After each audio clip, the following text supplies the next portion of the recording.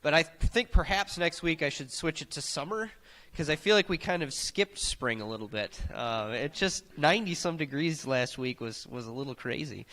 Well, welcome to Cedar Creek Community Church. If you're new here, there's this green card in the seat back in front of you. If you could fill this out, it helps us get to know you a little bit better, and you can put it in the green offering box in the back by Greg. There's two sides to it, too. There's, if you're interested in things like life groups or singles ministry or mom's ministry, you can check those boxes, and we'll get you some information on that.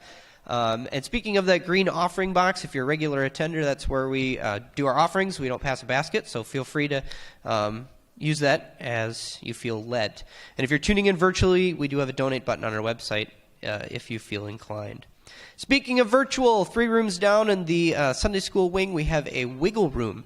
In that wiggle room, we are live streaming the service. So if your kids get a little antsy, or you've had too much coffee, or whatever it is, you can go back there and check out the stream and see what's going on in here from there. We have a middle school youth group that meets here at Cedar Creek the 2nd and 4th Sundays of the month after service, and they go till about 1 o'clock. So today is the 1st, 8th and 15th. So they are not meeting today. Today is the 3rd, but they will be meeting next week. So if you're interested in that, please contact Paul or Lana Fila. And speaking of Paul or Lana Fila, they've been helping organize the Rhode Island mission trip. We are going to be headed out to Rhode Island August 20th through the 26th, and the sign-up is on the round table in the foyer, and the deadline for that is the 22nd, so that's next week, Sunday. I know that's coming up quick, but we're trying to get lodging and travel and transportation and all that stuff squared away, so we have to have an idea of who's all coming. So I would encourage you to check that out, to talk to Paul or Lana Fila or Rob. They have a lot of details about that, and it's exciting to go help. One of our sister churches who are out in Rhode Island plant a church this fall. So I'm looking forward to that myself. Coming up in 2 weeks, it's Memorial Day weekend, and one of our traditions here at Cedar Creek is we have something we call Sunday Sunday. And someone graciously donates a bunch of Culver's custard, and there's a sign-up out in the foyer where you guys can sign up for toppings to bring in so that we can make massive Sunday Sundays and fill them up with all sorts of toppings. It's a fun time, so mark your calendars, come on out in 2 weeks, and enjoy some delicious Culver's custard. And one last announcement for this morning. We have our church potlucks coming up. We usually do a couple of these in the summer. There's these little foyers in one of the tables in the back there. It gives you some information about when it is. It's June 12th after service, and the types of things you can bring and some of the stuff we do. So if you're interested, you guys should check that out. Bring some food and enjoy celebrating a potluck with everyone here at Cedar Creek. With that, here's Pastor Rob. When I hear potluck, I get excited. I was born a Lutheran, and so I spent a lot of time. Potlucks make me happy. Okay, we are in the middle of our first, we're at the very beginning of our walk through Genesis. We're going to teach through the whole book of Genesis. It's going to take us a long time. We're going to do it in 4 or 5 week chunks. Take a break, talk about something else, pick up Genesis again where we left off. So we're in that first little chunk of Genesis, and we're in the creation story, and we're going to pick it up today. We're going to talk about we're in Genesis chapter 1. We're going to talk about a couple of days of creation here, and just as we get going, just a reminder, Genesis. We've talked about this in the weeks leading up to today. But we talked about what Genesis is, and really what it is, it's a book of truth. It's a book that gives us a bunch of things. It gives us truth about who God is, gives us truth about who we are, who humans are, gives us truth about where everything came from. But it's truth in the form of a story.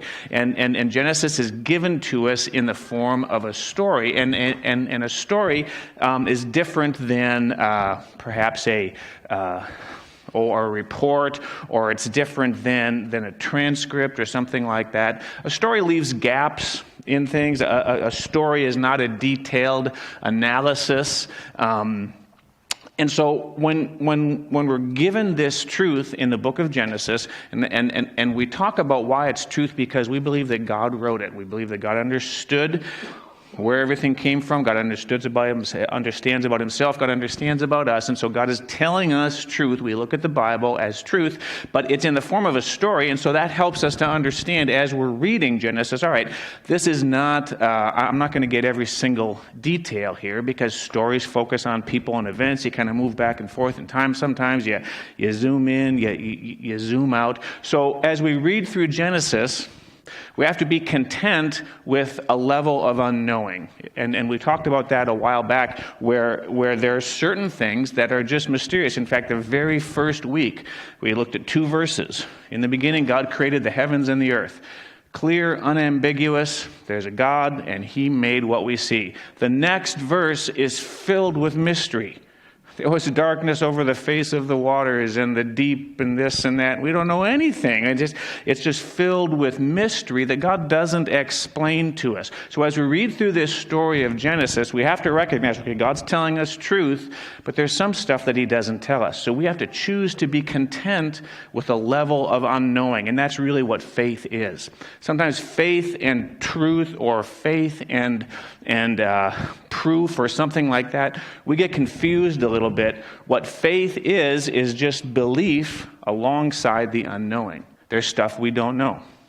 There's stuff we don't know, but we choose to believe something anyhow. And so that unknowing, I don't know all the details, but I believe anyhow. That's really what faith is. And so that's tied up into this. And so when we read Genesis, when we read the Word, and really when we study, when we dig into anything, it's good to remember this verse. We talked about this the very first week.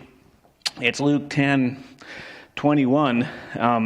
It says this, "At that time Jesus, full of joy through the Holy Spirit, said, I praise you, Father, Lord of heaven and earth, because you have hidden these things from the wise and learned and revealed them to little children. Yes, Father, for this was your good pleasure." I think what that means is that sometimes it's good for us to seek to know. We talked about that last week, how God created science. God gave us an intelligent mind, and he put us in a world that's filled with questions that we can seek out and search out. And God wants us to search and to learn and to know and to grow. And God, science and study and learning, that's all very godly stuff. But it has to live in that level of unknowing as well. What I mean by that is a scientist has to be content with there's some stuff I'm not going to know, just like a little child.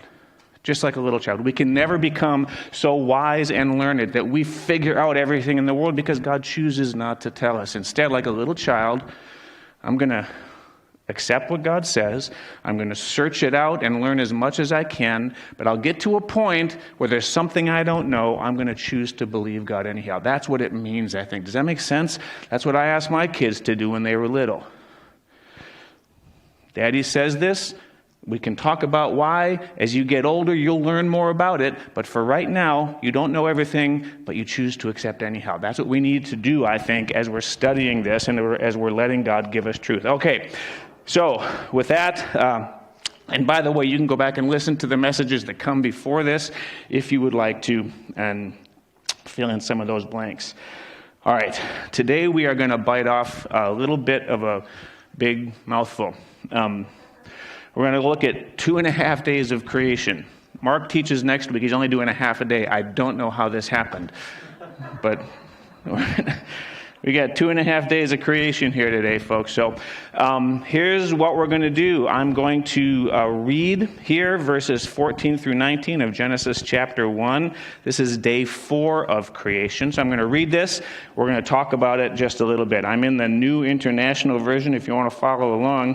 And I'm going to start reading in verse 14 of chapter 1. This is what it says. "And God said, let there be lights in the expanse of the sky to separate the day from the night, and let them serve as signs to mark seasons and days and years.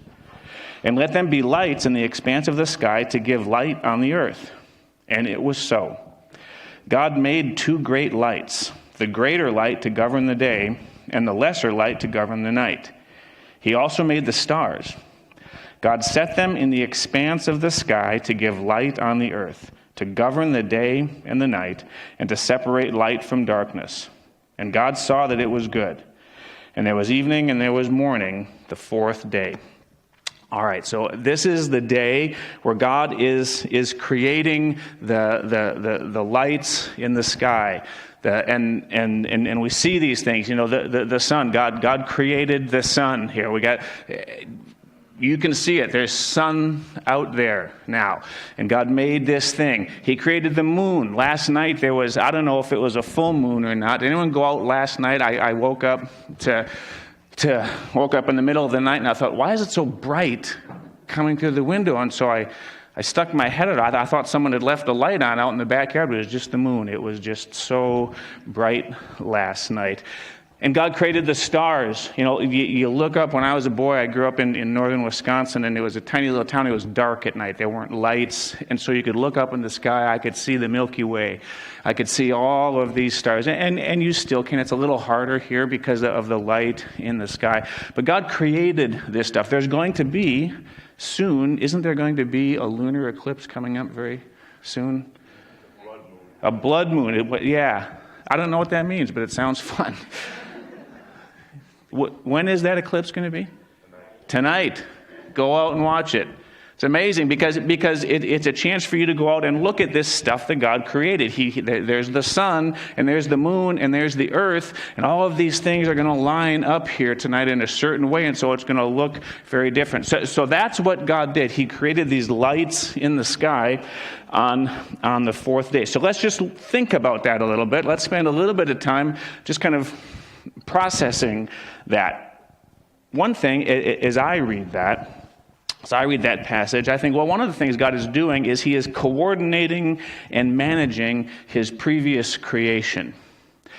On day one, God created the light. Today, on day 4, he's collecting and consolidating and concentrating that light.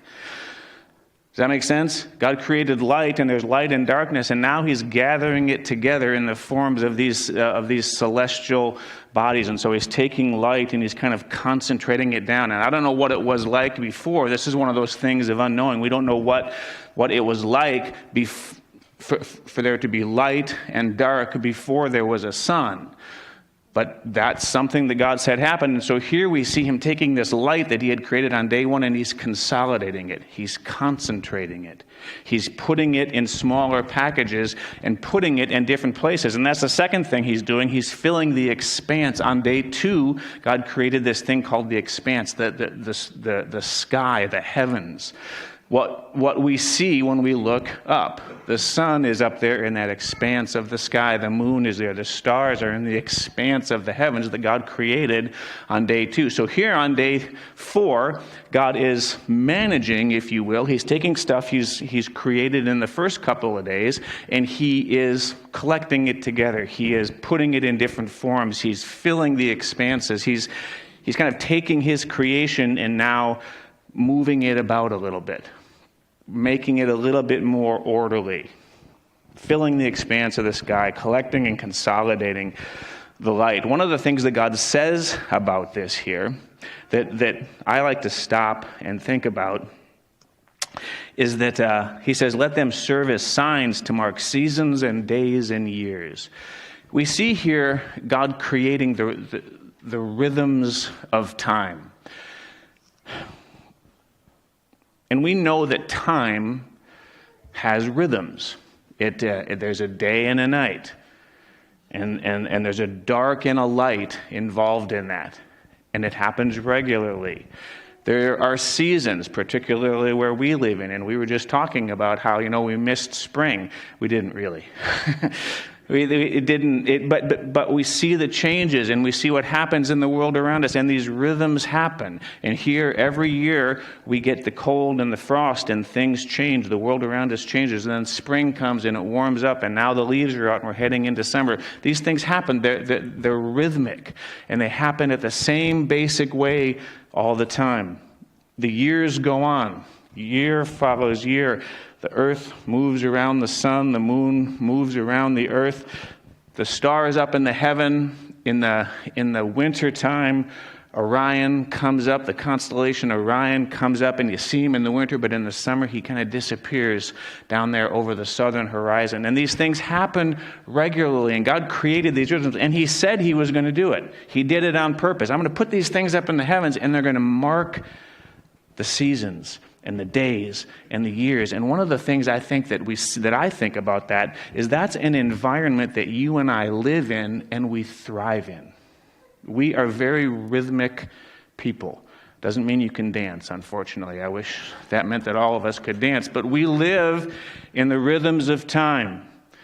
When it gets dark at night and it gets light in the morning, we're awake and we sleep, and we're awake and we sleep, and we thrive in that environment. We thrive in an environment where the temperatures change and the seasons come and go. We thrive in an environment where as the years go by, we grow, we learn. God's creating an environment that for you and I that we thrive in. And he created it here on the fourth day. These lights in the sky are going to move on a certain rhythm, and it's going to impact us. It's going to be something that we can thrive in. Now, it's interesting, if you want to spend some time really, really working on a hard thing to think about, ask yourself this: is day 4 when time was created? Did time begin on day 4? I don't know the answer to that, because we can't imagine a time without time. We can't imagine that everything has to be there. There was a before and there's a what's coming. There's an after and there's a now. Everything we live in is that way. When did time begin? Did it begin before creation? I don't think so. Did it begin at the very beginning of creation? Maybe. I don't know. But it's an interesting question, and if you are a philosopher, some of you right now, and I know this, are thinking, well, who cares? It doesn't matter. But for philosophers, some of you are philosophers out there, well, here you go. You go philosophize about that. Travis Walter and I are gonna he's nodding. We're gonna start a club at the Growler Guys, and we're going to smoke cigars and talk about theology together. So this is going to be our first topic. Is this where time created? I don't know, but God creates the rhythms of time. Here's a third thing I see in this passage. God created a universe for us to explore. God made a universe, and he asks us to explore it. He set the stage for science and learning, I think. Not just here, not just in this case, but we look up into the heavens, and we talked about this last week, how God gave us intelligence, and God gave us curiosity. And then he left a lot of answers unanswered. That is a formula for learning and science. There's a lot of stuff we don't know. When we see that, we have a natural curiosity that God gave us, and we have an intelligence to seek it out. I think here on day 4, maybe as much as anywhere, God set the stage for science and learning. And all through history, it is remarkable to me how humans have been able to figure out stuff up in the heavens. Years and years ago, a fellow named Aristarchus, this is back in ancient Greece, long before the birth of Christ, long before any of the modern technology that we have, this guy named Aristarchus theorized what the size of the moon was. And we actually have, this is a picture of his, he wrote a book, and that's Greek. I can't read Greek, but that diagram is his mathematical understanding of figuring out the size of the moon. And here's how he did it. He looked at it at eclipses, and he figured, okay, I'm seeing here that the moon disappears. So what does that mean? Well, the moon is between the sun, and then the earth is between the moon and the sun. And so he saw that this was happening. And then Pythagoras, you all went to high school and studied calculus, you should know the Pythagorean Theorem. It's a triangle. If you know two sides of a triangle and the angles, you could figure out the third side. He worked out the equations and he figured out, okay, the moon has to be this big because of all the equations and where the moon and the sun and the earth all fit and the eclipses and all this stuff. And he was within decimals of how big the moon was. Amazing. This was a guy long before there was anything like a telescope. He's just looking up in the sky and he's thinking, I think on day 4, God put this thing in the expanse to mark the seasons and to stir our curiosity. And we've been studying it ever since, and that's good. All right, that's day 4. We're going to jump now to day 5. We're going to talk through day 5 and the first half of day 6, and then we're going to draw some conclusions after that, okay? So we're going to move on to day 5, and I'm going to combine it with the first half of day 6. So I'm going to read now Genesis chapter 1. I'm going to read verses 20 through 25. And this is day 5 and the first half of day 6 of creation. Here we go. Verse 20, and God said, let the water teem with living creatures, and let birds fly above the earth across the expanse of the sky. So God created the great creatures of the sea and every living and moving thing with which the water teems, according to their kinds, and every winged bird according to its kind. And God saw that it was good. God blessed them and said, be fruitful and increase in number and fill the water in the seas, and let the birds increase on the earth. And there was evening and there was morning, the 5th day. And God said, let the land produce living creatures according to their kinds, livestock, creatures that move along the ground, and wild animals, each according to its kind. And it was so. God made the wild animals according to their kinds, the livestock according to their kinds, and all the creatures that move along the ground according to their kinds. And God saw that it was good. Okay. On day 5 and the first half of day 6 of creation, we see God creating a new kind of life. God is making a brand new kind of life. On day 3, we talked about this last week, he created the plants and the vegetation, which is life, and it reproduces. At that time, that was a brand new thing. God created the plant life that reproduced. It was the first thing back then that was continuous. It was kind of happened again and again and again. Here, he's creating another kind of life, but it's a new kind of life. This is a kind of life that's different than the plants. The biggest thing here is the life that God is creating now has a brain, and it moves about. Plants are pretty much stationary. The tree grows there. The only time they move is when the tornado comes through your backyard and picks them moves up. But for the most part, the trees and the plants, they stay where they are. Now God is creating animals that can move about. There's some autonomy. They can decide, I'm going to go over there, I'm going to go over here, I'm going to do this or that, because now God is creating animals that have a brain for the first time. That's a totally new thing. And we could talk for a long, long time about that. This whole idea that God made a creature that to some degree can think and can learn. Can learn. My dog can learn. Cats can't at all, but dogs can learn. Most animals can learn. Cats can, they just don't want to. They just... yeah, that's right. Cats don't have to learn. They know it already. They don't know it. Oh, dear. I have cats. I like cats. But God made a brand new kind of life. A kind of life that can think and learn and in some ways decide and choose. That's a totally new thing. That's a totally new thing on the earth. Up to now, everything has been either, rocks or fire or light or inanimate things, or it's a life that reproduces but doesn't think, doesn't learn. Now there's a life that moves and has a brain.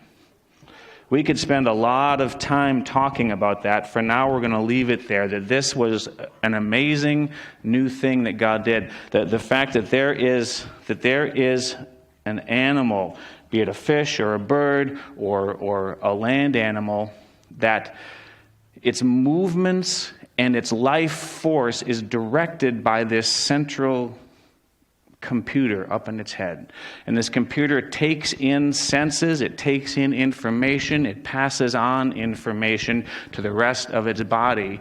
It makes decisions. I'm going to go there, and the brain then tells the feet what to do to get me from here to there. At the same time, the brain is telling the internal organs, you heart need to pump at this rate. You liver need to do this. You digestive system need to take this food, break it down, pass it into the bloodstream, get rid of the waste.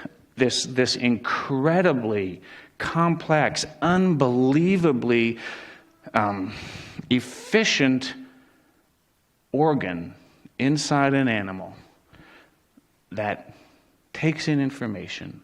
It learns, it decides, it governs. It's an animal with a brain. And because it has a brain, it can do things that nothing in creation so far has done. It can make certain choices. It can learn. It's an amazing thing. We could talk about that for a long time. We're going to leave it there. Another thing I see in this passage is that God is filling the spheres of creation here. He's filling them up. Kind of these different spheres of creation. If you remember a couple days ago in creation, God created the expanse. He separated the water from water and made the sky, this expanse. And then the next day, he separated the water from the dry land, and he made the seas and the dry land. So there's kind of these three expanses, or these three spheres of creation. Here God is filling them all with living things. The animals fill the water, or the fish fill the water, the birds fill the sky, the animals fill the dry land. He's kind of filling the expanses. Kind of what we said about the lights. God is taking his previous creation, and now he's filling it up with his new creation. This is the first time we see God bless something that he's created. It says here that he, where is it? God blessed them and said, be fruitful and increase in number. Fill the water and the seas. God blessed these creatures. And I wonder why. I suspect it has something to do with now these creatures can to some degree think and decide and learn. And so God is blessing them. There is some kind of a interaction here with God where he's choosing to bless them. Now this blessing, Mark next week is going to talk about the creation of man. It is very similar to how God blesses humans, but it's limited. It's a little bit different. God says to the fish and the birds, be fruitful, increase in number, fill the seas and the skies. Very similar to the language that he uses with humans at the second half of day 6, but it stops short of what he says to humans. Do you remember what he adds to the blessing to humans, to Adam and Eve? Do you remember? What? Oh, come on, guys. I guess that's why we're going through Genesis. Yeah, he says that to the birds too, be fruitful in number, but he adds something to man. Subdue the earth. Rule over the fish of the sea and the birds of the air and all the animals that move along the ground. The first part of the blessing is exactly the same, but God adds to the blessing of man, and he limits it, and that's always worth noticing. If God gives something here but doesn't give it here, that means something. So we see that God is blessing these animals, but there's some kind of a limitation to it. He's giving them their place, their understanding where they fit in this. Here's the fourth thing I see when we talk about here day 5 and the first half of day 6, where God is creating life, the life of animals. And this is what I see. And we're going to spend a little bit of time on this because I think it's important. Life is supernatural. We see here that life is supernatural. Let me explain what I mean by that. We've talked about that word supernatural up to now, and supernatural doesn't mean ghosts, or it doesn't mean superheroes. It means that it's something that happens outside of the normal course of natural events. If it's like things that happen that don't ordinarily happen in nature. It's supernatural. It's above nature. So it functions outside of the normal rules of nature, the normal rules of physics, or the normal rules of time, or all the natural things that happen to us. Supernatural just operates outside of that, above it. It's super. It's above nature. Life, the creation of life, is supernatural. Let me explain what I mean to that, and then I'll explain why that's important. So we're gonna chew on this just for a little bit together. There are two basic in our world, and really for a long, long time, there have been two basic theories, two basic narratives of where life came from, and here they are. One comes from the Bible. And the Bible says that God envisioned and created life. God envisioned it, he thought about it, and then he made it. That's what we've been reading. The Bible says that God thought about life and he spoke and it was so. That's what we just read. So God thought about it, he envisioned it, somehow he structured it and fashioned it, and he spoke and it happened. Or he created it. He planned it, he executed it, he created it. That's one. The second real theory or narrative about where life came from that you and I have grown up with, and really for the last 170 years, this has been the other one, the only real other one, is evolution. And this is my definition, and so it's not exact, and I realize we can talk about it, but I think this is close. Accidental chance and mutation repeated over billions of years. Life began when, as the worlds were forming, as our earth was forming, life began when certain elements, certain be they proteins or be they atoms, be they elements that were not alive, combined in such a way, energy was added to it either through electricity or some form. It combined, energy was added, and it came alive. It happened, and then it happened again, and it happened again. And so these small life forms were accidentally happening, and that's really the right term. It was just random chance.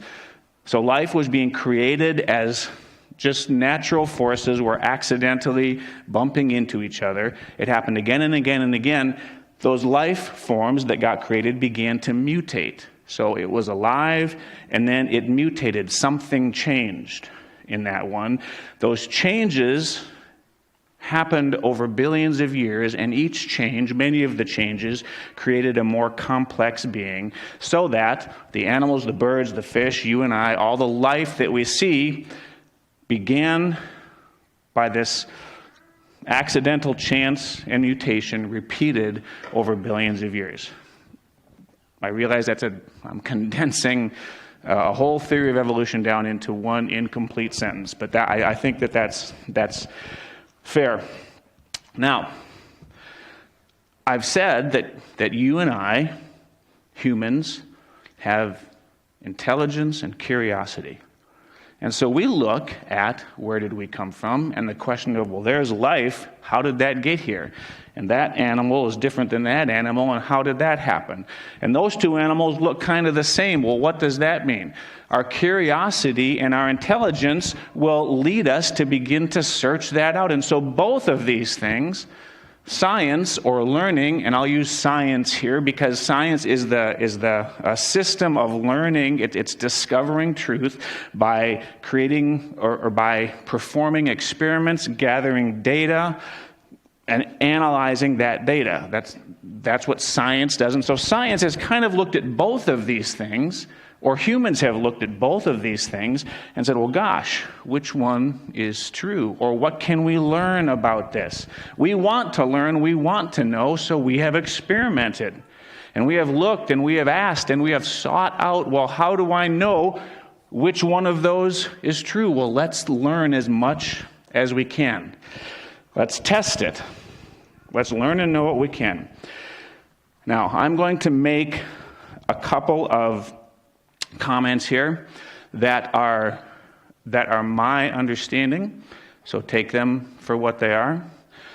They might be provocative, and that's okay.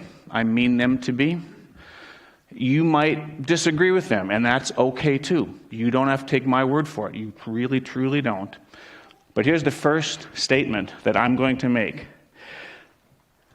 As science for the last 170 years has sought out really to prove or to evaluate evolution, I'm going to say this: science has failed to validate evolution. And I'm dividing science and evolution here, and I'll get into that in a minute.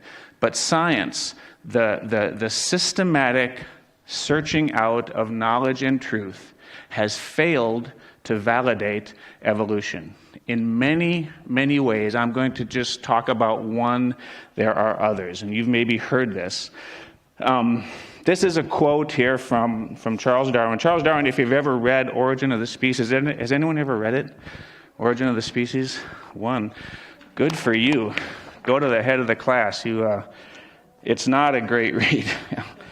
But it says one of the things that Darwin said, and Darwin was the one who first wrote systematically the understanding or the theory of evolution. He's kind of given credit as being the father of that theory. It was certainly thought about and talked about some before, but he collected it together and wrote Origin of the Species, and he's the first one to kind of systematically treat it in a very comprehensive way. He said this in Origin of the Species.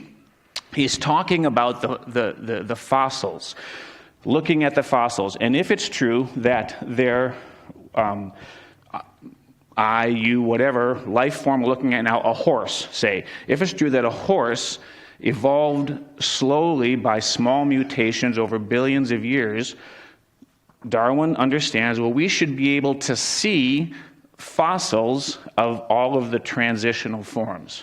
If the theory is that a horse began as a bird, and you've probably seen some of these charts where there's this bird-like creature that slowly evolves to a horse, and if you've seen the diagrams, there's all kinds of animals portrayed there. It went from this to that to this to that to that to that, and finally a horse. So if that's true, we should be able to find fossils of all of those animals in between the bird and the horse. Does that make sense? Do you understand what I'm saying? It happened over billions of years, millions of times. We should be able to see this. At Darwin's time, they weren't seeing that. And so Darwin said this in The Origin of the Species. Why then is not every geological formation and every stratum full of such intermediate links? Geology assuredly does not reveal any such finely graduated organic chain. And this, perhaps, is the most obvious and gravest objection which can be urged against my theory.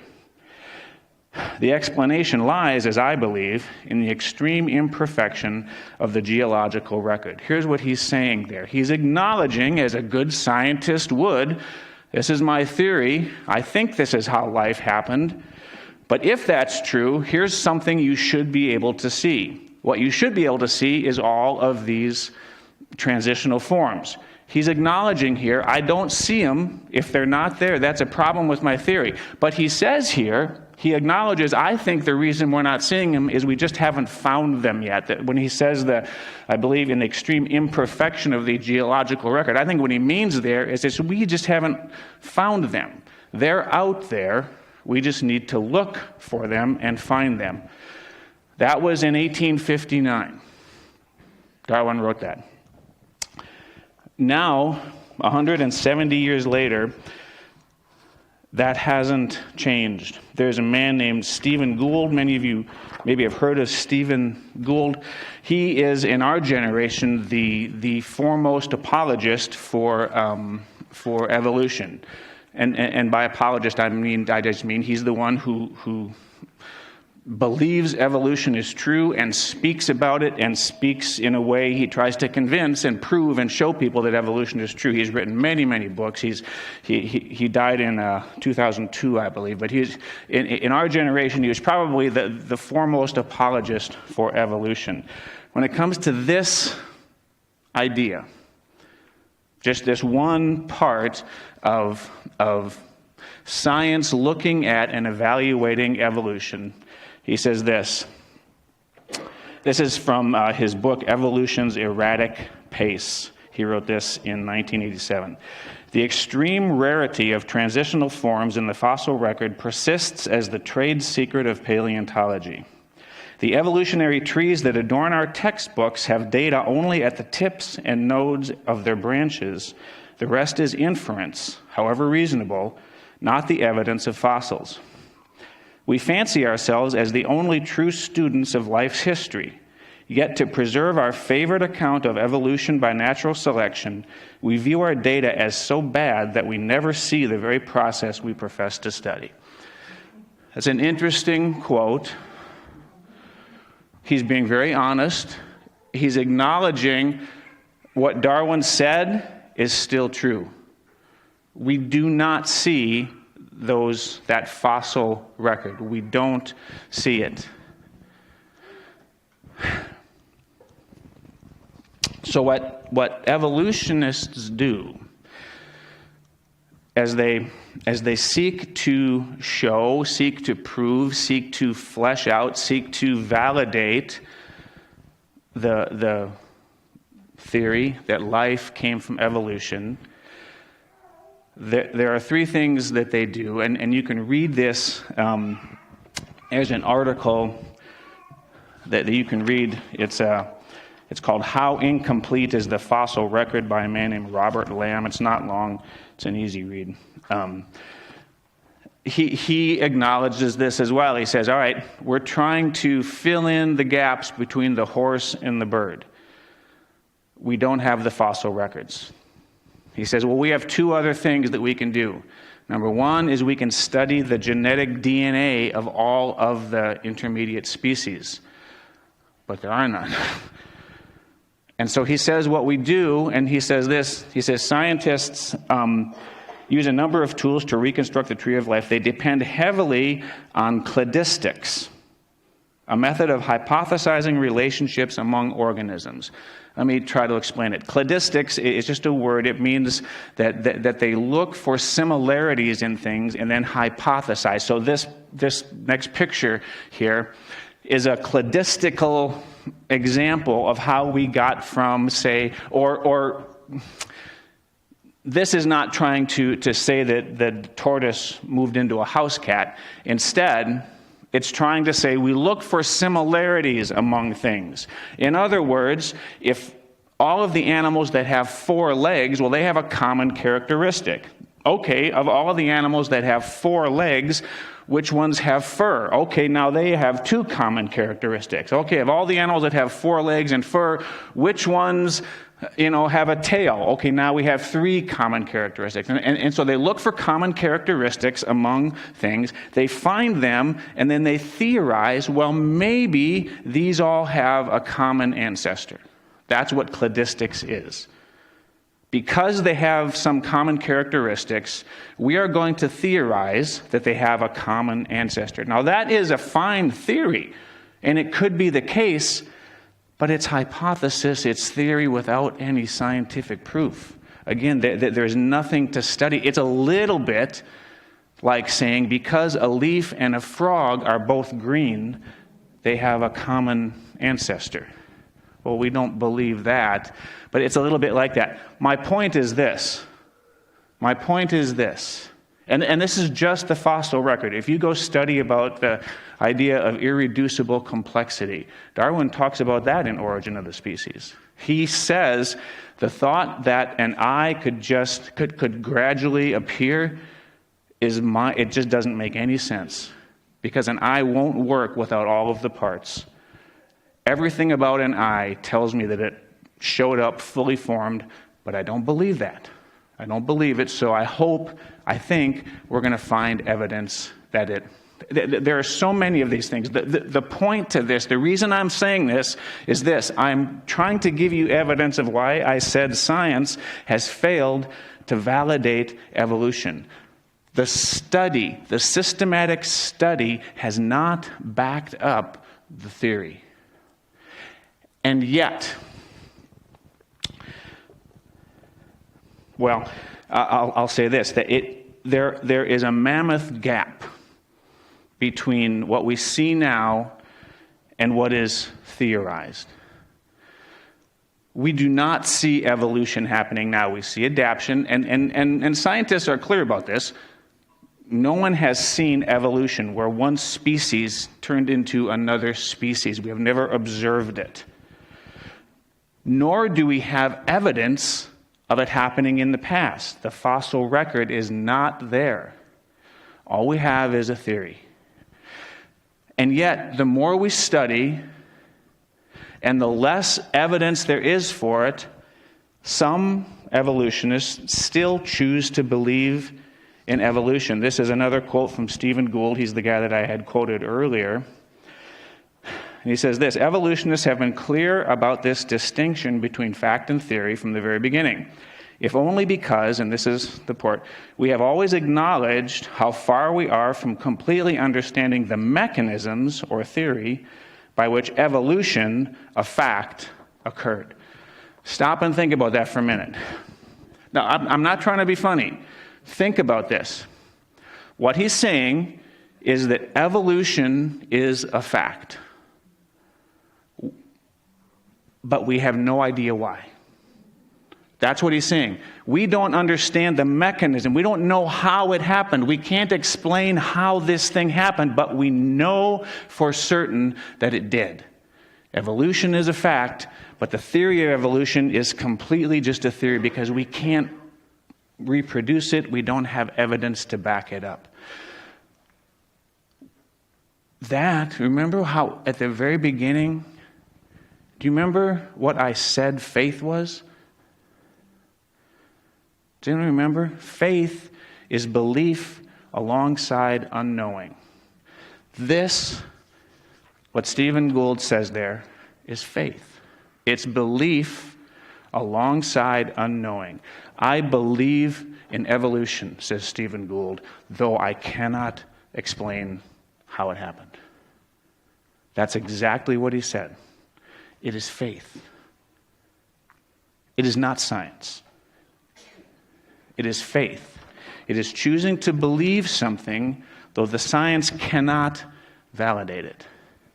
Now, I'm not saying that that's wrong. I am not saying that that's wrong. That's what I do. I choose to believe, for different reasons, this book based on evidence, not on scientific proof. I cannot go back in time and recreate God creating the universe. I cannot do it. I choose to believe alongside unknowing. That's what evolutionists do. They choose to believe alongside immense, mammoth unknowing. So here's my second provocative statement. Evolution has ceased to be a science, and it has become a religion. Just like Christianity. It's faith. It has ceased to be a science. Science has failed to validate it, and has become a religion. So much so that many evolutionists now say, we can't prove evolution, so we believe that life came from another planet. It came in an asteroid or something. But all that's doing is kicking the can down the road. How did life form out there? We still don't know. Evolution has ceased to be science. It has become a religion. It's faith. And so here's where one place that we are left, folks. And I hope that you go home and think about this. You have to choose your faith. You and I have been put in a world where we have to choose our faith. And you can't choose both. That's my third provocative statement. You can't choose both. Either in the beginning, God created the heavens and the earth, or he didn't. He either created or he did not. I like this verse in Isaiah. He's talking about here, if you go read this in Isaiah 41, he's saying, I'm going to make streams in the desert. I'm going to plant trees where there were none. He's saying, I'm going to do things that don't make any sense naturally. Because I can control the natural world. If you read here in Isaiah 41, that's what he's saying. I'm going to dry up rivers over here and form streams in the desert. And then he says in verse 20, so that people may see and know, may consider and understand that the hand of the Lord has done this, that the Holy One of Israel has created it. You see, you have to choose your faith. I would suggest to you that all that we see points to a creator. The complexity of the world around us, the complexity of your body cries out for a creator. If you drive home today, you're going to see tractors out in the fields plowing. If I told you that tractor just happened, over billions of years, that tractor, all those parts came together. It just happened. You would laugh at me. You would, and you should. It is mind-boggling to believe that your brain just happened. That a billion times more complex than that tractor. We would never think a tractor just formed out of a little chunk of iron over millions of years. And yet somehow we think, well, my body that heals itself, that reproduces, that thinks, that has emotion, a billion times more complicated. No, that had a creator. You choose what you believe. I believe in a creator. Because everything I see, everything reasonable, I'm not a scientist, I'm a lawyer. I look at evidence, I look at reason, I look at logic. Everything I see points to a creator, not a random chance. But you have to choose. Folks, you have to choose your faith. But be clear with yourself. Be honest with yourself. Evolution has ceased to be a science. It has become a religion. So what do you... And I say that because it requires faith. I'm going to believe this right alongside complete unknowing of how it happened. So what do you believe? What's your faith? And it makes a difference. It makes a difference who you believe. It makes a difference what you put your faith in. If God did not create, then sin doesn't mean anything. If God didn't create, then there is no sin, because, well, if we're just a random chance, we can make the rules ourselves. And if I don't like that rule, I'll just change it. There's no consequence for my actions. And if God came later, if the world just happened and we were here and God came later and said, I'm going to start making rules here, that's not fair. Who said you could make rules just because you took us over? Well, we hate Columbus for that. He came and took over, and yet it makes a difference. It makes a difference who you believe. And I would say to you, Christian, think long and hard about this. Don't take my word for it. Don't take my word for it. But understand what's at stake here. You're choosing a God. You're choosing a God. Where did I come from? Where do I get meaning? Does God have any authority? What's my place and role in the world? Who you choose as your creator? Random chance? Or an intelligent, involved God? It changes your life. I would just beg you to consider this. We've been told all our life that evolution is a scientifically proven fact. It is absolutely false. That is a false, completely unsubstantiated statement. It's just absolutely not true. And in fact, all of the reason that I can see, all of the logic, everything I see points to a creator. But you got to choose. I hope and pray that you do.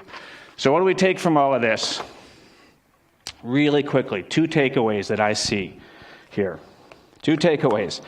Here's the first one. Creation is leading up to humans. Everything has been moving toward this idea of humans. God is creating a place and a role for us. He's creating a space for us to live, an environment that we will thrive in, and a role. Understand, learn, study, fill the unknowing to the degree that you can. Have a relationship with me. Learn to have a relationship with each other. God is creating a space and a role for us, and all of creation is leading up to it. It's kind of like this. When you were going to have your first baby, what did you do? Many of us, what we did is we made a nursery. This next picture here is just, hey, Tommy, can you give me that next picture? Here we go, it's coming. When you got a baby coming, you make a space for it, right? You get a crib, you get a little box of teddy bears there. When Sue was pregnant for about 2 days, and I had bought my first teddy bear already. And you create a space in anticipation of this little one coming. That's what God is doing. He's creating a place for us. Now, I like to think of it more like this picture here. This is the place for me. There's a cow and a barn and a mountain to explore and a place to live. God created a world that is anticipating you. It's a place for you to live, an environment for you to thrive in, a world for you to understand, things for you to do, things for you to manage. All of creation is leading up to what Mark is going to talk about next week. Here's the second thing I see here. And this isn't in this text. We need to go into the New Testament to see this. But we talked about that too, how the Bible helps. We really understand one part of the Bible by reading other parts of the Bible. And so here's the second thing I take away. Everything that God created, it's all going to be recreated. All will be recreated someday. Here in 1 Corinthians, I'll just read this. It's starting in verse 38. It says, "But God gives it a body as he has determined, and to each kind of seed he gives its own body. All flesh is not the same. Men have one kind of flesh, animals have another, birds another, and fish another." Sounds like what we just read. All these different life forms that God is creating. Plants and animals, they're all different. There are also heavenly bodies, and there are earthly bodies, but the splendor of the heavenly bodies is one kind, and the splendor of the earthly bodies is another. The sun has one kind of splendor, the moon another, and the stars another, and stars differ from star to star in splendor. So God is saying, all this stuff I created, it's all different. But then he says this, "So will it be with the resurrection of the dead. The body that is sown is perishable, it is raised imperishable. It is sown in dishonor, it is raised in glory. It is sown in weakness, it is raised in power. It is sown a natural body, it is raised a spiritual body." All of this creation that we see, it's going to happen again. God will recreate you and I. See, we're going to get into in a couple weeks this whole idea of sin. And the whole point of Jesus and everything that happens from here on out in the Bible and all of Christianity deals with bringing us back to this place that God created us to be in the state God created us, wanted us to be in. But because of sin, he's going to have to recreate it. And someday he will. And I look forward to that. I don't know what that creation is going to look like, but you and I are going to be able to see that one if you have accepted Jesus. I think you and I are going to be in the middle of that one. And then we won't have to believe alongside unknowing, because I think we'll see. We'll watch it happen. And I look forward to that. Let's pray. Lord, I'm just thankful that you speak to us. I'm grateful for your word.